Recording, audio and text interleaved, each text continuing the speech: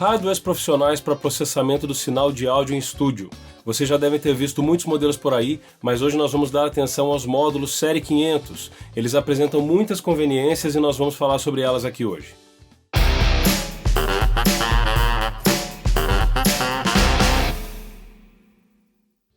Bem-vindos a mais um vídeo, pessoal. Algumas pessoas já perguntaram aqui no canal sobre esse carinha que costuma ficar aqui atrás de mim, em cima da mesa.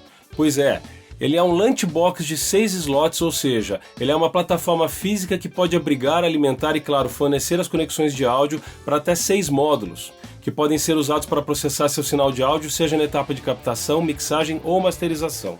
Esse formato foi inventado pelo cofundador da API, Sol Walker, no final dos anos 60, mas hoje ele é produzido por muitos outros fabricantes e os módulos compatíveis com esse formato são ainda mais numerosos, já que são eles que fazem o show acontecer.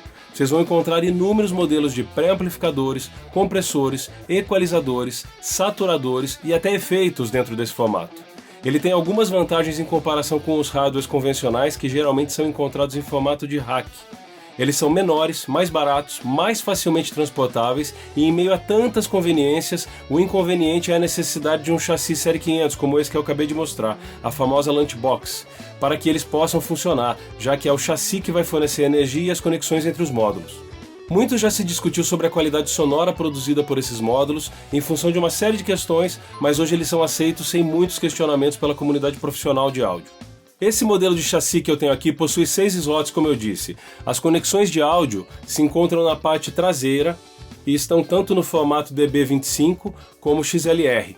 Além disso, ele possui chaves de envio de sinal para o slot seguinte, o que economiza o uso de cabos para roteamento entre os módulos vizinhos. A fonte de energia é externa e é conectada nessa entrada. As formas mais comuns de se organizar os módulos nesse tipo de chassi é através da montagem de channel strips com 3 módulos, preamp, compressor e equalizador em sequência, ou através da coleção de prés do mesmo tipo, como seria num console, por exemplo, ou ainda colecionando pares de módulos para processamento estéreo. Mas como vocês podem ver aqui no meu Lunchbox, as combinações podem ser diferentes, e com a ajuda de alguns cabos como esse aqui, o roteamento se torna muito flexível. Eu vou mostrar alguns exemplos de processamento para vocês terem uma ideia de algumas possibilidades. Para isso eu vou usar as tracks de uma faixa lançada recentemente, essa que vocês estão ouvindo aqui agora, que faz parte de um disco que eu produzi no ano passado. A banda se chama Soulfa e a faixa chama-se Todo Lugar é Bom. É o primeiro single de uma série de lançamentos da banda que vai culminar no lançamento do disco. Então fica o convite aqui para vocês ouvirem esse trabalho super bacana no Spotify ou onde preferirem, ok? O primeiro exemplo é com a voz principal. Eu gravei a voz com o microfone Black Hole 2 da Jay-Z no pré-1073 da BAE, com nenhum outro processamento durante a gravação. O que eu quero com o processamento que vocês vão ouvir é fazer a compressão em série típica. O primeiro compressor, o M-Pressor da Elysia, cota os picos mais pronunciados, por se tratar de uma voz com pegada rap, hip-hop, com consoantes mais projetadas. E o segundo compressor, o DBX560A, vai trazer sustain e um maior equilíbrio para a dinâmica dentro dessa perspectiva estética. Eu optei por esse segundo compressor também por conta da coloração mais aberta que ele tem. O último módulo é o equalizador da API, o SV14, que está trazendo um pouco mais de ar e médio agudo para a voz cruzar a mix com mais facilidade, e um pouco de corpo também. O Brasil é um país de uma grande área territorial, felizmente limitado, estou no fundo do quintal. Tem gente que tem demais, tem gente que pode, tem gente que vai além, tem muita gente que não pode. O Brasil é um país de uma grande área territorial, felizmente limitado, estou no fundo do quintal. Tem gente que tem demais, tem gente que pode, tem gente que vai além, tem muita gente que não pode. O Brasil é um país de uma grande área territorial, felizmente limitado, estou no fundo do quintal. Tem gente que tem demais, tem gente que pode, tem gente que vai além, tem muita gente que não pode. O Brasil é um país de uma grande área territorial, felizmente limitado, estou no fundo do quintal. Tem gente que tem demais, tem gente que pode, tem gente que vai além, tem muita gente que não pode. O segundo exemplo é um baixo, ele foi gravado sem amplificador, usando o pré Twinfinity 710 da Universal Audio, direto na interface. E como nesse caso nós temos uma execução com slap, eu também vou usar uma compressão serial como estratégia para conter a dinâmica excessiva, o que eu não faria se fosse uma execução convencional. Dessa forma, eu primeiro vou domar os transientes do slap e na sequência trazer mais sustain e equilíbrio para a execução em geral. Nesse caso, eu usei o mesmo modelo de compressor, o M-Pressor, por conta da coloração mais encorpada que ele oferece. Na sequência, o equalizador está adicionando graves, filtrando parte da região médio grave e agudos e adicionando algumas frequências médias para trazer uma maior definição para as notas.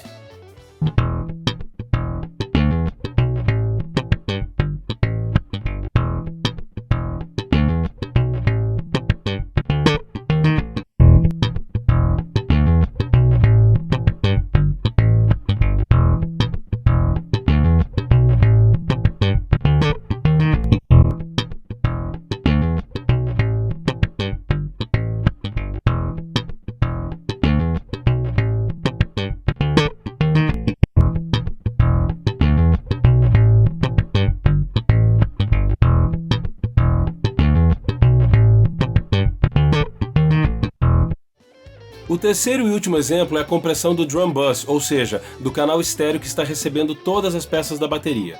Nesse caso, a intenção foi domar o ataque da caixa e ao mesmo tempo trazer mais sala, mais ambiência e consequentemente mais energia para o som da batera.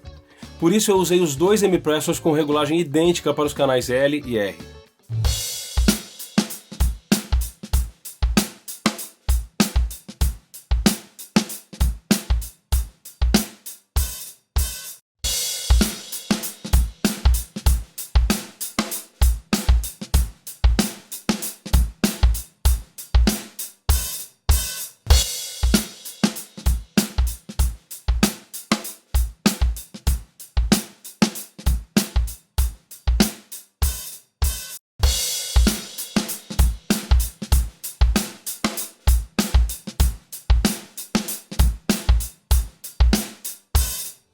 Muito bem, fiquem tranquilos que depois eu farei alguns vídeos falando individualmente desses módulos, seus recursos e características.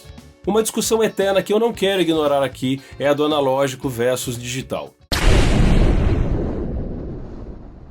Primeiro eu vou contar um pouquinho da minha história no áudio e vocês vão entender o porquê.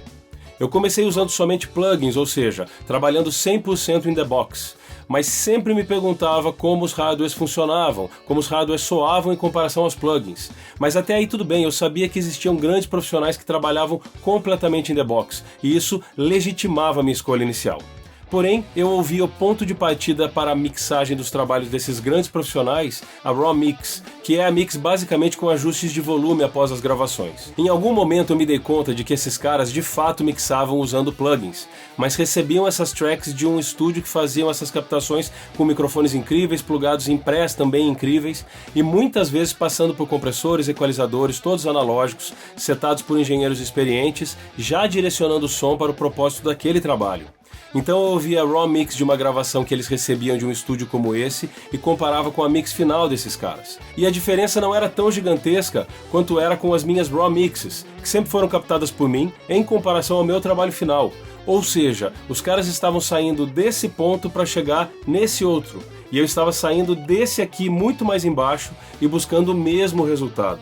Então, como eu sempre trabalhei fazendo as captações das produções que eu faço, com exceção das baterias que eu costumo fazer em estúdios com mais espaço, eu decidi investir em ótimos microfones, preamps, compressores e EQ para melhorar os resultados já no processo de captação e fazer da mix algo mais criativo, sem ter que ficar realçando demais todas as tracks que chegavam meio apagadas, antes do trabalho de mixagem propriamente. E aí, claro, lógico, óbvio, que com os módulos disponíveis eu experimentei esses caras no processo de mixagem também. E vou dizer que isso mudou minha cabeça. Eu não estava buscando esses módulos com o intuito de usá-los para mixar necessariamente, mas após experimentá-los em algumas mixagens, eu confesso que cheguei em resultados mais próximos dos que eu desejava e com menos esforço. E isso me colocou nesse contexto híbrido de mixagem. Claro que ainda uso plugins, até por conta da limitação dos meus recursos analógicos aqui, e gosto muito de alguns plugins na verdade. Mas muito do meu workflow hoje passa por esses módulos analógicos. Pessoal, essa é a minha experiência. Notem que eu encontrei meus próprios argumentos para cada manobra e investimento que eu fiz ao longo do tempo. Tive uma estratégia baseada nas minhas próprias percepções, e foi isso que trouxe sentido para o uso de cada um desses módulos aqui. Então não recomendo que ninguém siga o mesmo caminho porque, por mais úteis que sejam os módulos analógicos, os argumentos pelos quais nós giramos esses botões todos são determinantes nos resultados. Então desenvolvam suas habilidades, encontrem os argumentos de vocês antes de saírem usando os cartões de crédito pelo mundo afora. Já cometi esse engano também, mas graças a Deus muito cedo eu percebi esse tipo de erro. Falaremos sobre os módulos separadamente em vídeos futuros, mas por hora é isso, pessoal. Obrigado mais uma vez pela atenção com o canal e até o próximo vídeo.